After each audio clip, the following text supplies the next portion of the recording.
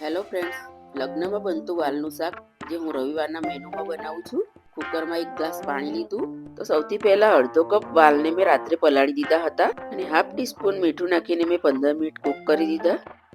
બાઉલમાં half teaspoon ગરમ મસાલો, હાફ ટીસ્પૂન હળદર, હાફ ટેબલ સ્પૂન ધાણા જીરું અને મરચું પાવડર, 1 ટેબલ સ્પૂન ગોળ અને ચપટી આમચૂર પાવડર લઈશું.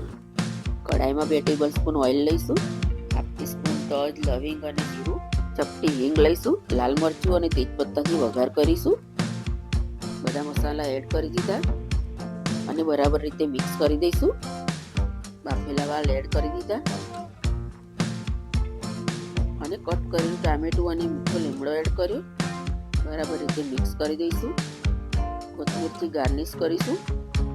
ઢાંકણ બંધ કરીને 5 મિનિટ માટે રહેવા દીધું. ગરમા ગરમ સર્વ કરીશું. અને આ શાક પૂરી, રોટલી અને ભાત સાથે બહુ જ ટેસ્ટી લાગે છે, તો જરૂરથી ટ્રાય કરજો. Like and subscribe.